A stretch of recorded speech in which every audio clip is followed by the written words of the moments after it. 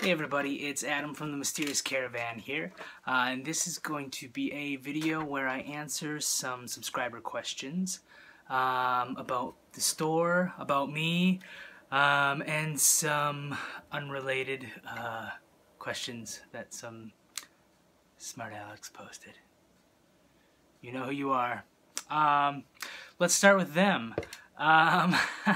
First off, my friend Jason Megstedt wrote in. If you remember Jason from previous videos, he bought me had me buy this horse from him, along with a few other random things like a Ren and Stimpy mug, a Dukes of Hazzard shirt. He's a pretty awesome dude, pretty funny. But here's his questions. First question: why isn't phonetic spelled the way it sounds? For me,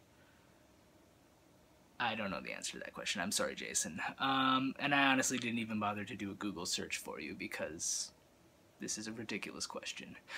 Jason's other question, which isn't quite as ridiculous, is why isn't there mouse-flavored cat food? I suppose, are you sure there's not mouse-flavored cat food? I would imagine that there is. So anyway, again, I did not Google search that. But if anybody knows the answer to these questions, please comment below. The next was more of a comment than a question from Scott Stevens commenting on my video, and it just said, boring. So, not really a question, but Scott Stevens, if you're listening, the fog machine and the light show are on back order. My videos are going to get way flashier as soon as those arrive. So thank you for your constructive criticism. Next, Ralph's General Store asked, what's your biggest score or most profitable find to date? That's an awesome question. The most consistent, largest profit margin for me is on vintage trucker hats. Mesh, snapback, flat brim trucker hats.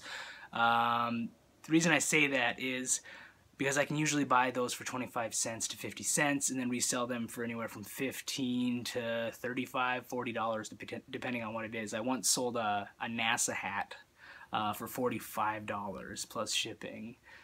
Just something I found at a garage sale for 50 cents. But doing that over and over and over again, you can kind of see how that would add up.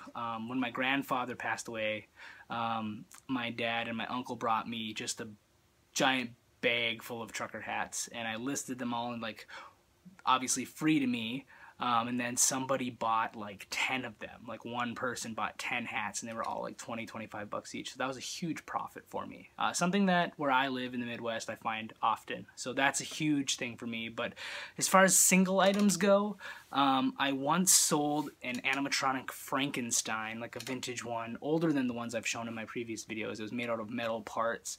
I found it at a thrift store in the Halloween section for like $3, and something about it being made out of the metal parts, you know, triggered me to buy it. But then I wound up selling it for, I think it was $160, $170, something like that. So that was a huge profit. Another thing I bought was like a vintage German surveyor kit. I didn't know anything about it. It was in a different language, but it looked like it was well made, and it was in a wooden box. Again, I bought it at a garage sale for $3 or $4, and I sold it for somewhere around $150, $160. So things like that. I don't have any like really crazy things, but those are a few good ones. And Ralph's General Store's second question was, is there anything you've bought or sold that you won't buy anymore, or any items to avoid? For me, definitely am cautious with glass items. One of my first things I shipped was a lot of glass vases, and they like all broke, and it was this nightmare. And even recently I shipped a ceramic lamp to somebody that broke on the way, so anything that's glass I'm cautious about. Also really big items, like giant, you know, random giant items like this exact item. I'd be cautious about that just for the shipping side of it, but I don't know what the hell I'm going to do with this horse. The next questions I had were from Lana Del Beauty. Asked some really good questions. She has a cool channel where she does product reviews, so you should check her out if you're interested in that. Her first question is $500 good to start doing eBay? That's coincidentally the number that I chose to start my eBay store with. I was just going to take out $500 from my personal account and kind of invest that into purchasing inventory and purchasing the very first round of shipping supplies that I would need, as well as starting an eBay store subscription, just the very first generic level of that. So, in short, I would say that, yeah, that's a pretty good amount of money. You know, the things that you're going to need right away: packing tape, bubble wrap, depending on what you're shipping. And for me, I needed to buy a kitchen scale, a small kitchen scale, so I could weigh my packages. And yeah, the store subscription. So, and again, you don't have to spend a ton of money on inventory right away. You can just kind of sell stuff that you have around your house that maybe you're not using that much, like some old clothes or something like that, just to get used to the process of listing items and packaging and shipping them. So yeah, but you know, don't expect to make a ton of money that first month or the first couple months even. You know, it's kind of you just have to keep on listing and keep on going. And if nothing's selling, don't just sit around waiting for stuff to sell. Just keep listing different items.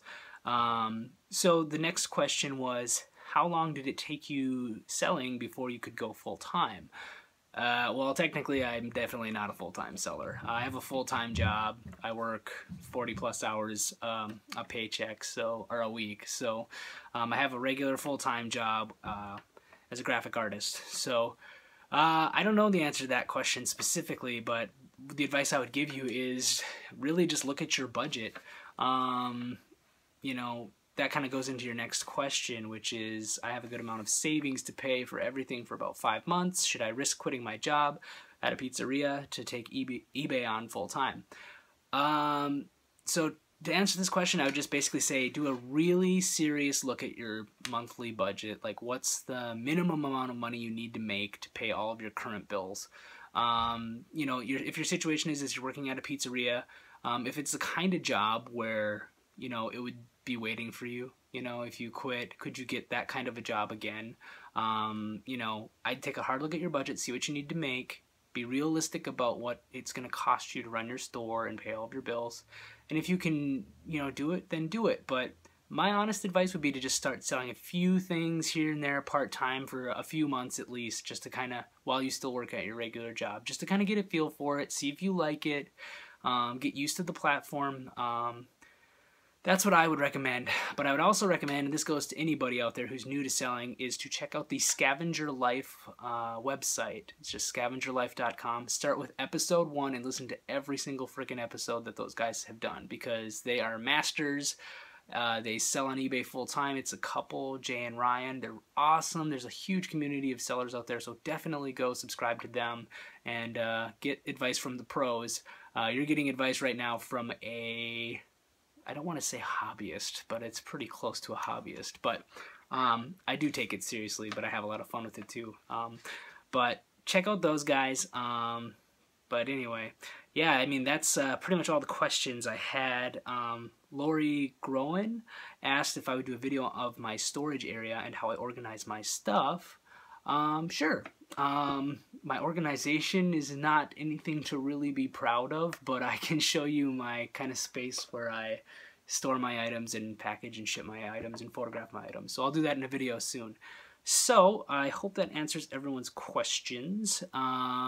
If you have any further questions, you know, comment below. Also, if you have any advice for someone like Lana, I'm sorry if I'm saying, I don't know how to say it. If you have advice for her starting, you know, and maybe share your stories of how you started, and get the conversation going about the things you learned when you first started. So that'd be awesome. So anyway, thanks again for watching my channel. Like, comment, and subscribe, and I will see you at the next garage sale.